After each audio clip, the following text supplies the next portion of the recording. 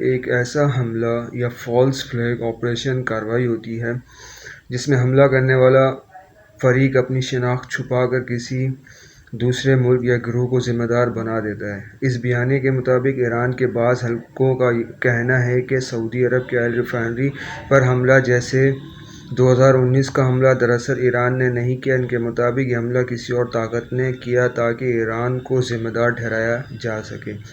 اگر عرب ممالک کو یقین ہو جائے کہ ایران حملے کر رہا ہے تو وہ ایران کے خلاف اتحاد بنا سکتے ہیں۔ اس نظریے کے مطابق اصل مقصد یہ بتایا جاتا ہے کہ مسلم ممالک کو آپس میں لڑایا جائے، شیعہ سنی۔ خلیجی ممالک میں موساد ایجنٹس کا دعویٰ۔ اس دعوے میں کہا جاتا ہے کہ اسرائیلی خفیہ ایجنسی موساد کے ایجنٹس خلیجی ممالک میں موجود ہیں۔ ان دعووں کے مطابق یہ ایجنٹس سعودی عرب، قطر، UAE میں خفیہ کارروائیاں کر سکتے ہیں۔ اگر وہاں بم دھماکے یا حملے ہو تو الزام ایران پر لگایا جا سکتا ہے۔ اس نظریے کا مقصد یہ بتایا جاتا ہے کہ خلیجی ممالک اور ایران کے درمیان جنگ شروع ہو جائے، لیکن اس قسم کے دعووں کی اکثر آزاد ذرائع سے تصدیق نہیں ہوتی۔ آپریشن رورنگ لائن کا دعویٰ۔ اس بیانیے میں کہا جاتا ہے کہ امریکہ اور اسرائیل نے ایک مشترکہ منصوبہ بنایا ہے جس میں آپریشن رورنگ لائن کہا جاتا ہے۔ اس نظریے کے مطابق ایران کو فوجی طور پر کمزور کرنا، مشرق وسطیٰ میں طاقت کا توازن بدلنا، ایران کے اثر و رسوخ کو کم کرنا۔ بعض ویڈیوز میں سابق امریکی صدر ڈونلڈ ٹرمپ کے بیانات کا حوالہ بھی دیا جاتا ہے جن میں ایران کو بڑا خطرہ قرار دیا گیا تھا۔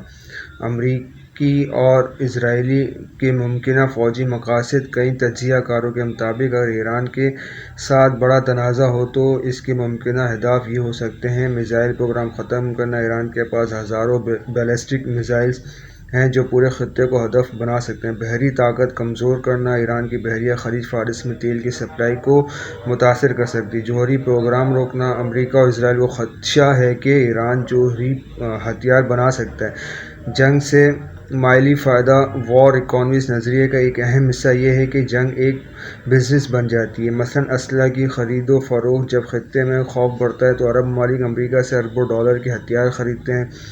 مثال سعودی عرب، UAE، قطر، یہ سب امریکہ کے بڑے اسلحہ خریدار ہیں۔ تیل کی قیمتیں بڑھنا شروع: مشرق وسطیٰ میں جنگ یا کشیدگی سے عالمی مارکیٹ میں تیل مہنگا ہو جاتا ہے۔